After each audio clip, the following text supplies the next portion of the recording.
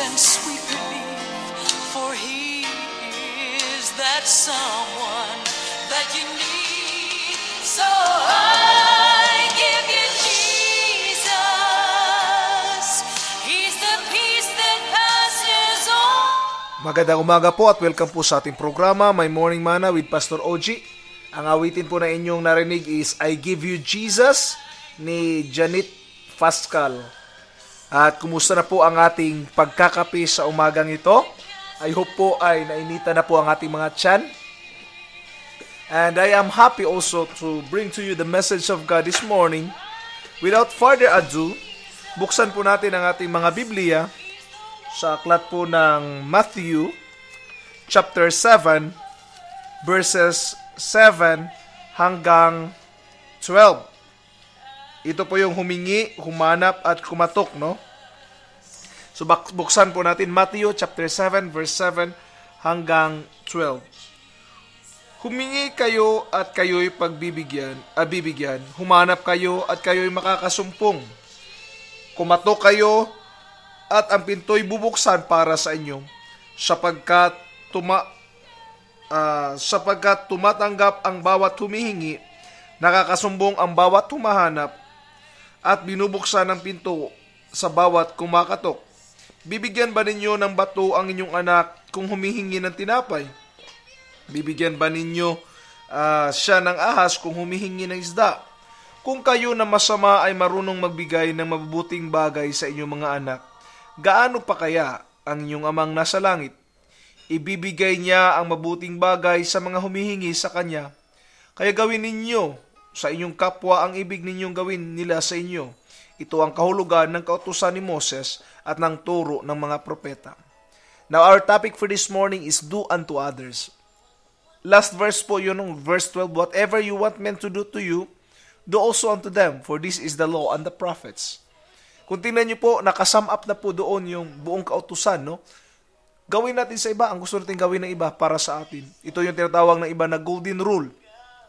But I understand that the Lord has given us the idea or the concept about this aspect. Sinabi niya, humingi kayo at kayo'y pagbibigyan. This is about asking, this is about prayer. But it ended with a verse na kung ano ang gusto niyo gawin sa inyo, gawin niyo rin sa iba. Now, as a good father, sinabi doon sa mga naunang verses, hindi tayo nagbibigay ng masama sa ating mga anak, di po ba? Mabubuting bagay. Now, how much more our Father which is in heaven who giveth us good things. Now, our Father is good. Now, He set us an example of how to become a good father, how to become a good neighbor. Now, sa isang story din po, no, may story si Jesus Christ about this parable ng Samaritan, Good Samaritan. And Jesus also mentioned about this person's personality. Now, in the book of Matthew chapter 5 verse 17, tinuro ng Diyos doon ang patungkol sa kautusan, no? Tinuro niya doon ang tungkol sa pagkagalit. Tapos, marami siyang mga itinuro, no? sa mga tao. Marami siyang tinuro patungkol sa pamumuhay ng tama. Bakit po? Because as human being, nararapat lamang na ating sundin yung kanyang mga kautusan, ang kanyang mga yung tinatawag na sermon, no? Sermon on the Mount, yung mga katuruan na pitinuro niya sa atin, kailangan natin ipamuhay. Bakit po? If we will just live the teachings of Jesus, hindi po mahirap ipamuhay, hindi po mahirap mamuhay sa mundong ibabaw, no? Halimbawa na lang, yung turo sa Good Samaritan, na kung halimbawa daw, ang isang tao ay nasa daan, sino ba ang tunay na kapitbahay? Yung Levites ba? O yung Good Samaritan na tumulong talaga? Now, church, kung gusto natin ang buhay natin ay mas lalong gumanda, kahit masama ang ginagawa ng tao, ay wag nating gantihan ng masama. Let's still do good unto them. No? Kailangan lang natin na ibigay yung buhay natin sa Kanya, sabihin, Lord, I want to become an example to the world. So my challenge is so simple. No, wala nang paligoy-ligoy pa. Itinuro sa atin ni Jesus ang paano mamuhay ng tama, ipamuhay natin. itunuro sa atin ni Jesus kung paano ipamuhay na masagana at masaya, then gawin natin ang pinakamabuti para sa ibang tao. Yun na naman po ang pinaka-direct na point dito eh. Kung ano ang gusto mong mangyari sa buhay mo, gawin mo sa iba. Paano yan, Pastor? Ginawa ko na nga yung mabuti, pero ang iginanti masama pa rin. Then, never expect it from them. Expect that you can have the answer from other people, hindi mula sa kanya. Minsan mag-isip ka, Pastor, ito na, magpapakabait ka, kukuhanin ka na naman, ano tawag dito? Abusuhin naman yung kabaitan mo. Yes, it will happen. It might happen. But remember always that even Jesus himself ginawa ng masama despite of the fact that he is doing the best that he can to save humanity. Isipin nyo na lang po yan. But he's still teaching us, do unto others what you want others do unto you. So my challenge for you is continue to do the right thing, and if you think that that is the right thing to do, then do it. Do the right way. God bless po.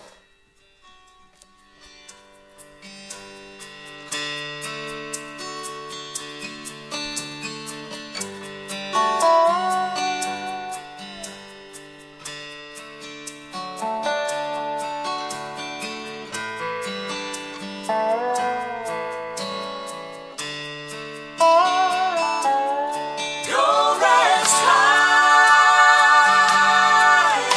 that mountain. Minsan pa pong nagbabalik ang inyong lingkod, Pastor OG. Ang inyo pong narinig ay Go Rest on That Mountain. Mula sa Crossroad Performance Tracks, no? Sa kanilang album din. So, if you have read this one, if you have heard this music, I hope you are inspired with this music. Patuloy po tayo, no? Go rest high on that mountain. I know God will help us to rest on that high mountain. Amen. Now, as we continue, biblical truth po tayo. Sinabi ko dito, if everyone just live as a good Samaritan, what a beautiful this world to live in. What a beautiful world this could be. Kung titingnan natin, marami mga tao na hindi namumuhay ayon sa nararapat ipamumuhay. Ang iba ay mga opportunista. Ang iba ay naghahanap lang ng benepisyo para sa sarili nila, not thinking what they can give to the world. They are always asking what the world can give to them, but they are never asking what they can give for the world. For me, mga kapatid, isa sa mga life goals ko is to be a help, not to be helped by the world. I want to become an aid. I want to become the helper. I want to give. And I know God will give me in return. Kaya nga po, napakahalaga na ang bawat tao ay maintindihan ano ba talaga ang purpose nila. Are they takers or are they receivers? Takers ba sila o tatanggap sila? You cannot be a receiver if you are not a giver. But you can take even if you are not a giver. So may kaibahan po dyan sa dalawa, no? Takers and receivers. But I want to challenge every Christian to live to become a receiver, not a takers. So do good. Because when you do good, you will receive good things also. Loving people is not a feeling or affection. It is a decision. Do unto others, tama po ba? When we love someone, when we love the people, it's a decision. Isang desisyon na kailangang pangatawanan. Hindi po siya affection lang, no? Kaya nga, bakit natin sinasabing decision siya? Example na lang po, yung sinabi ni Jesus Christ, love your enemies. Now, if love is affection, do you think you can love your enemies? Of course, no. Because it's quite impossible. You will be basing on your emotion, your feelings, hatred and galit eh. Paano mo siya ibigin?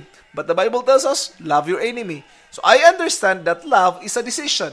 So love at first sight might be wrong, but the correct phrase might be ganito. I decided to love at first sight. Oh, yun, di ba? You decided to love at first sight because you don't simply love during the first sight. You have decided to love at first sight. The last point po na gusto ko iparating is, love is debt we owe one another. Ang pag-ibig ay utang na kailangan nating bayaran sa bawat isa.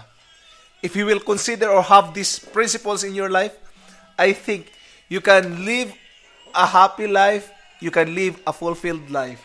And I hope we will learn how to do good things to others, because what we do unto others, it will be done also back unto us. God bless po at magandang umaga.